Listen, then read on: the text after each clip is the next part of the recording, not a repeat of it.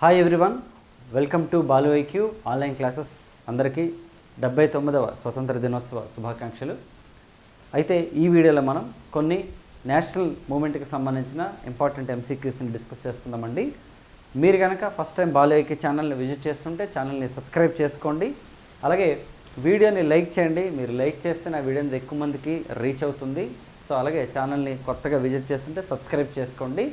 మరి కింద డిస్క్రిప్షన్లో మీకు బాలు ఐక్యూ యాప్ లింక్ ఇచ్చాను. ఆ లింక్ ద్వారా మీరు కనుక యాప్ డౌన్లోడ్ చేసుకుంటే మీకు ఇండియన్ నేషనల్ మూమెంట్ అంటే ఇండియన్ హిస్టరీ మొత్తం మీకు ఫుల్ ఫ్లెడ్జ్డ్ కోర్స్ అయితే అవైలబుల్ ఉంటుంది. Not only Indian history, polity, geography, ఎకానమీతో పాటు చాలా కోర్సెస్ మీ కాంపిటేటివ్ ఎగ్జామ్స్కి ఉపయోగపడేవి మీకు అందుబాటులో ఉన్నాయి. మరి ఫస్ట్ క్వశ్చన్ చూద్దామండి. జతిన్ దాస్ ఉపవాస దీక్ష ప్రధానంగా ఏ డిమాండ్లో ఉంది?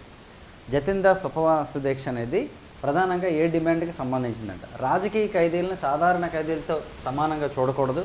అంటే సాధారణ ఖైదీలతో కంపేర్ చేస్తే పొలిటికల్ ప్రిజనర్స్ ఎవరైతే ఉంటుందో వాళ్ళకి స్పెషల్గా ఉండాలి. 2, ఆహారంలో మెరుగుదల ఉండాలి. ఖైదీలకు పుస్తకాలు, పత్రికలు అందించాలి. ఇవన్నీ కూడా ఓకే. జతిన్ దాస్ ఎవరండి అంటే మనకి లాహోర్ కాన్స్పిరసీ కేసులో బ్రిటిష్ వాళ్ళ ద్వారా అరెస్ట్ అయినటువంటి ఒక స్వతంత్ర ఉద్యమ నాయకుడు అనమాట ఆయన. మరి అతను ఎవరైతే పొలిటికల్ ప్రిజనర్స్ అలాగే ఫ్రీడమ్ మూమెంట్లో ఎవరైతే పార్టిసిపేట్ చేసి బ్రిటిష్ వాళ్ళ ద్వారా అరెస్ట్ అయినటువంటి వాళ్ళు ఉన్నారో వాళ్ళకి హక్కుల కోసం, ఎందుకంటే చాలా నాసిరకమైనటువంటి సౌకర్యాలు ఇచ్చేవారు వాళ్ళకి. ఓకే, అంటే వాళ్ళకి బట్టలు కూడా సరిగ్గా ఇచ్చేవారు కాదంట, సరైనటువంటి భోజనం పెట్టేవారు కాదంట.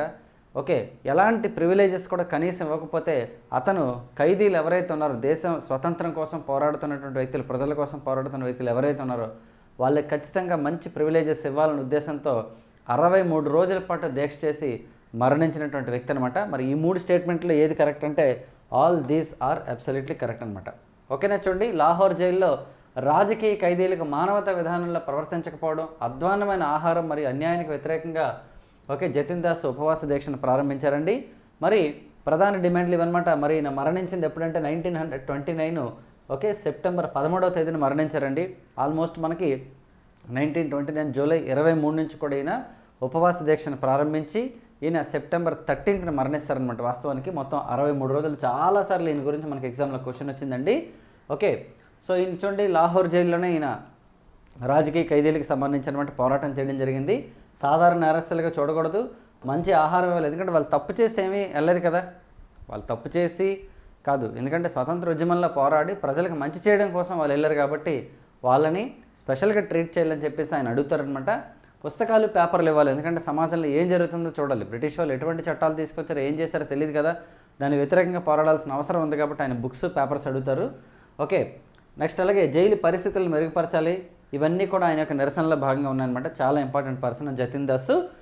మరి నెక్స్ట్ చూడండి, బల్వంత్ సింగ్ అనే మారు పేరుతో భగత్ సింగ్ ఏ పత్రికలకు రచనలు చేశారంట? బల్వంత్ సింగ్ అనే మారు పేరుతో ప్రతాప్ మరియు మత్వాలా, కీర్తి మరియు ట్రైబ్యూటన్, ప్రతాప్ మరియు కీర్తి, మత్వాలా మరియు హిందుస్థాన్ అండి. చూడండి, ప్రతాప్ మరియు మత్వాలా అనేటటువంటి 2 న్యూస్ పేపర్లకు అనమాట భగత్ సింగ్ బల్వంత్ సింగ్ అనే పేరుతో న్యూస్ అనేది రాయడం జరిగిందనమాట. సో బల్వంత్ సింగ్ అనే పేరుతో భగత్ సింగ్ అనమాట ప్రతాప్ మరియు మత్వాలా అనేటటువంటి న్యూస్ పేపర్స్లో అనమాట ఎడిటోరియల్స్ అయితే రాయడం జరిగిందనమాట.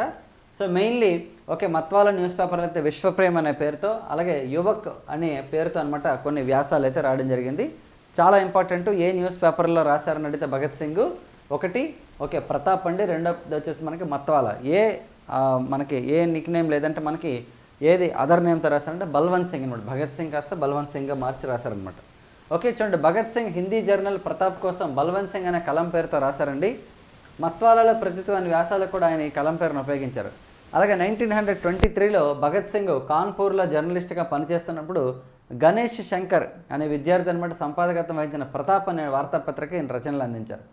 అలాగే ఈ ప్రచురణలో అతని రచనలకు బల్వంత్ సింగ్ అనే కలం పేరు వారనమాట. చాలా ఇంపార్టెంట్. సో బల్వంత్ సింగ్ అనే కలం పేరుతో పత్రికల్లో వ్యాసాలు రాసినటువంటి ఫ్రీడమ్ ఫైటర్ ఎవరంటే మనకి భగత్ సింగ్ అనమాట. మరి ఈయన రచించినటువంటి పుస్తకం తెలుసు కదా మనందరికీ, ఏంటి? Why I am an atheist. ఓకేనండి, so why I am an atheist అనే పుస్తకం రాస్తే మనకి భగత్ సింగ్ రాయడం జరిగిందనమాట. చాలా ఇంపార్టెంట్. సో నెక్స్ట్ క్వశ్చన్ చూద్దామండి.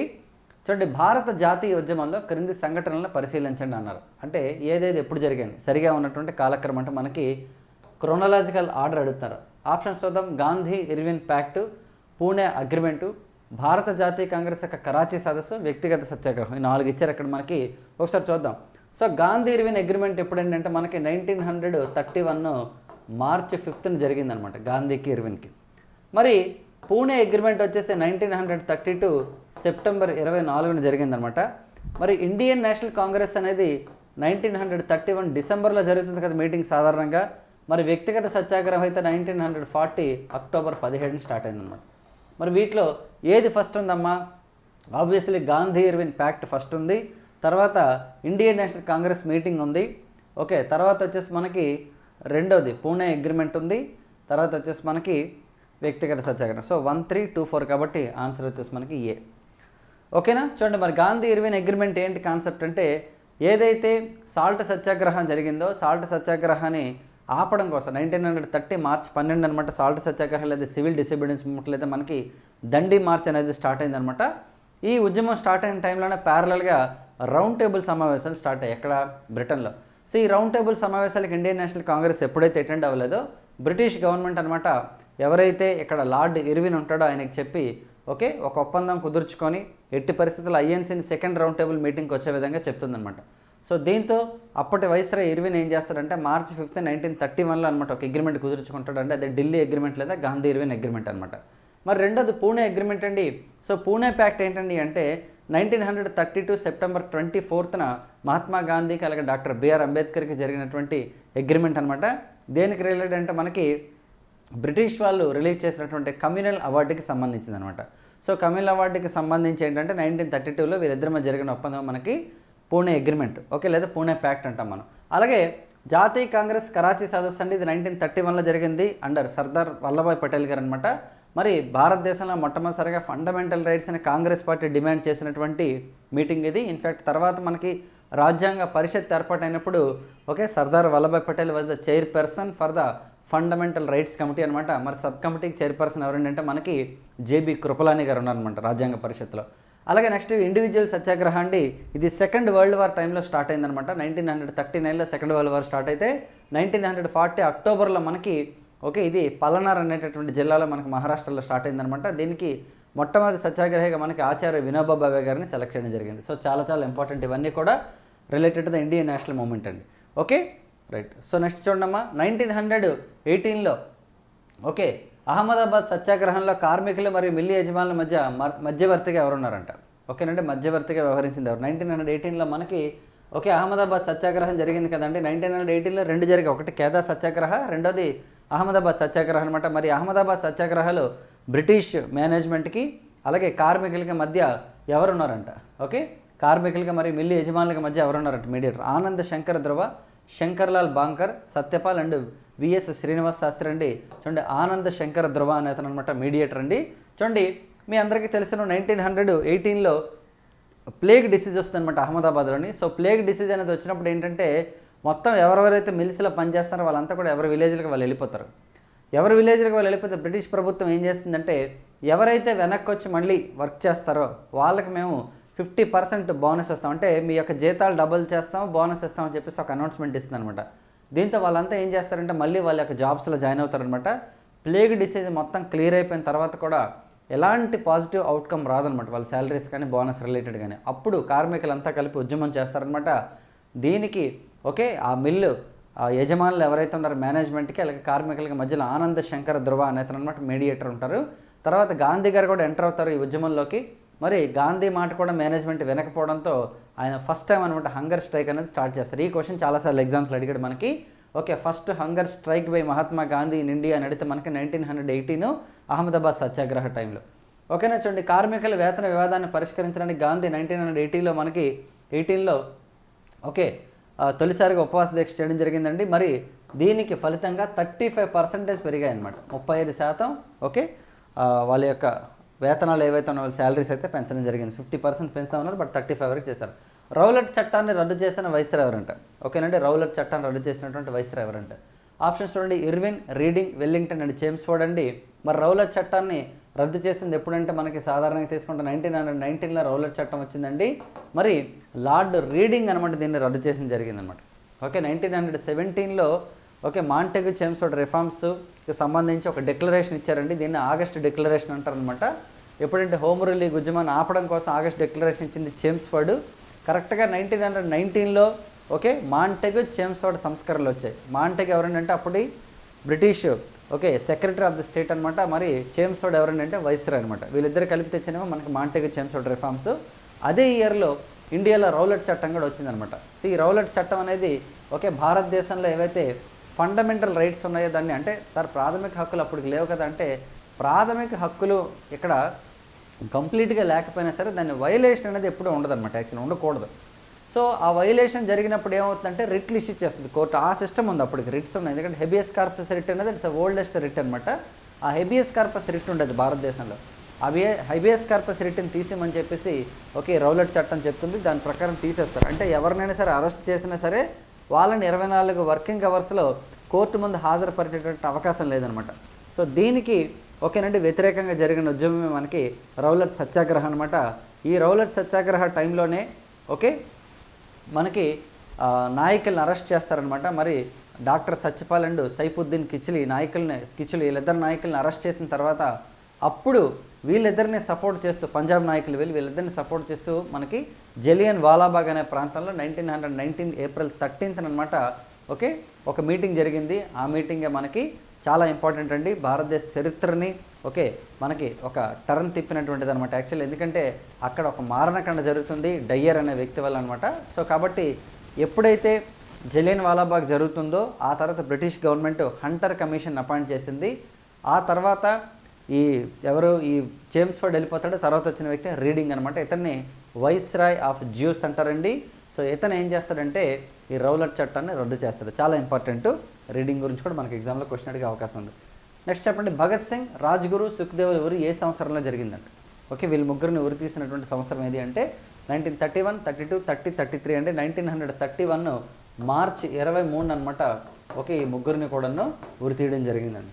ఓకే చూడండి, భగత్ సింగ్, రాజ్గురు, సుఖ్దేవ్లను బ్రిటిష్ ప్రభుత్వం 23 మార్చి 31 లాహోర్ జైల్లో ఉరి తీశారు. 1928లో లాలా లజపత్ రాయ్ పై సైమన్ కమిషన్ వ్యతిరేక ప్రదర్శన సమయంలో లాఠీ దాడి జరిగింది. దానివల్ల ఆయన గాయపడి మరణించారు. ఇది మనం చెప్పుకున్నాం ఆల్రెడీ ఇందాక కూడాను. ఓకే మరి సైమన్ గోబాక్ ఉద్యమం మనకి మెడ్రాస్లో అయితే మనకి ఎవరండి టంగుటూరు ప్రకాశం గారు చేశారు. అలాగే మరి లాహోర్లో ఎవరండి అంటే మనకి లాలా లజపత్ రాయ్ గారు చేశారనమాట. కానీ బ్రిటిష్ వాళ్ళు ఏం చేస్తారంటే అత్యంత దారుణంగా అణిచివేస్తారు లాహోర్లోని.